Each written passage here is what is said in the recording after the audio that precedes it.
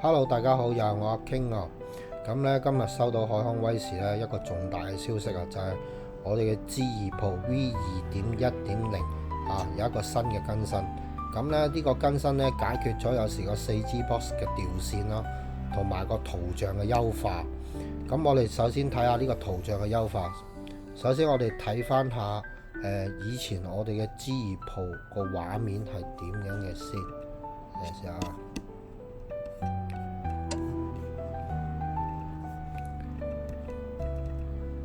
咁可以睇得出咧，以前嘅畫面咧雖然都好靚可以睇得到，都睇到車牌，但係成個影像咧好似咧都係比較模糊嘅。我哋可以咁樣睇，係咪先都係比較模糊同埋嗰啲色唔夠靜。咁呢一次嘅更新咗之後咧，咁佢出嚟嘅畫面咧第一佢就個 icon 就會出翻嚟啦，海康威視 G2 Pro。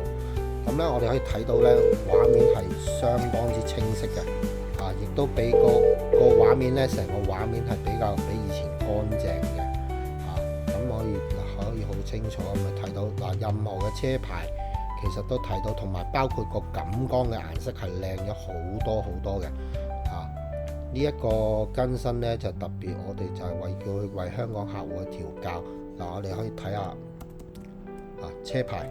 離呢度應該大概都有成10米遠嘅，都可以睇好清晰咁睇到個車牌。咁我哋再睇下，繼續睇。好，咁我哋另外再睇一條片，咁再睇翻呢個海康威視嘅更新咯。好 V，我哋睇下，咁佢嘅畫面其實會睇到嗱。就算嚟緊呢度，我哋大概離我哋部車應該有10到十幾米遠嘅，都可以清楚咁睇到個車牌咯。呢一次更新好勁嗱，我哋就算喺側邊車都可以好清晰咁睇到車牌。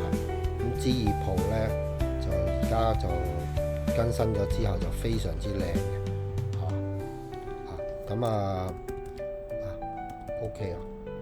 咁咧就喺度，因為以前呢個調色嘅問題咧就未達到完美。咁我哋香港呢邊，我哋係海康威視嘅總代理啦。咁不斷咁去要求去改進，咁佢今日終於改進咗出嚟啦。10幾米度都可以睇到車牌，行緊車嘅個速度大概都係均速啦60，包括70都可能好順暢，好流暢。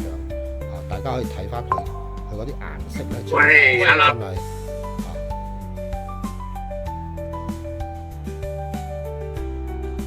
係好靚，係嘛？咁好，今次就講俾大家聽。咁希望大家買咗 G2 Pro 嘅，去盡快去更新呢個 V2.01 嘅版本啦。咁可以即刻試用到啦。咁同埋大家多啲 share 我哋海康威視嘅視頻俾大家。咁好多謝大家收睇，拜拜。